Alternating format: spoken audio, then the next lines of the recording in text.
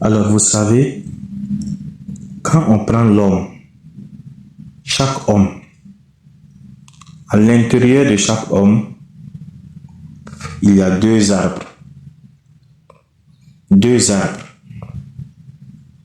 L'arbre de la connaissance du bien et l'arbre de la connaissance du mal. À l'intérieur de chaque homme, on a ces deux arbres-là. Et vous saviez, pour qu'un arbre puisse vivre longtemps et produire des fruits, l'arbre a besoin de la vie. Et qu'est-ce qui procure la vie à l'arbre? C'est l'humus qu'on met à ses pieds, c'est-à-dire à ses racines, et l'eau qu'on lui apporte, qui lui donne vie. Alors, les deux arbres à l'intérieur de nous également ont besoin aussi de l'humus ou l'engrais. Voilà.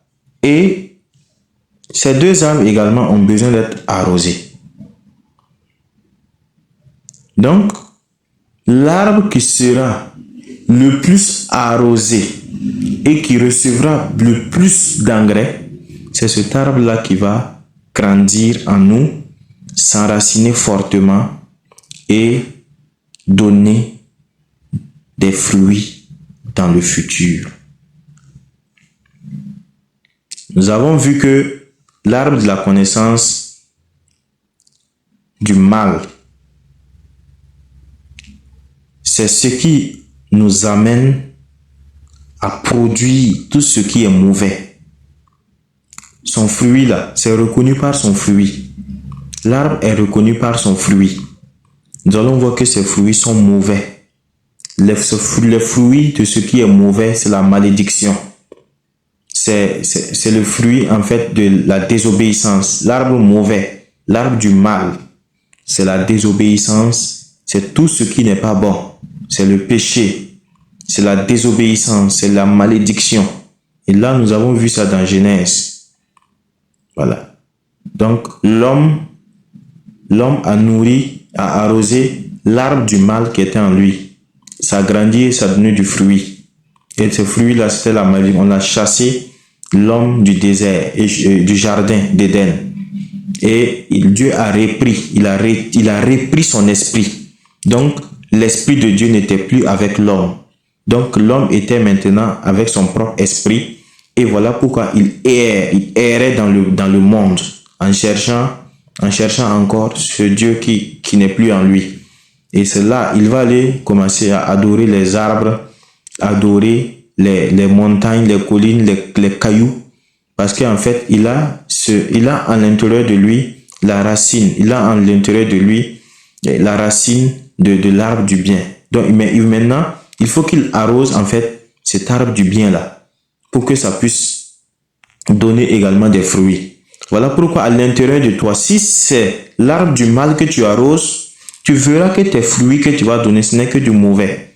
Il y en a qui n'arrivent pas à comprendre pourquoi en fait, tout ce qu'ils veulent faire c'est mal. Tout ce qu'ils veulent faire c'est mal. Entre à l'intérieur de toi et essaie de voir qu'est-ce que tu nourris le plus. Qu'est-ce que tu regardes, qu'est-ce que tu écoutes.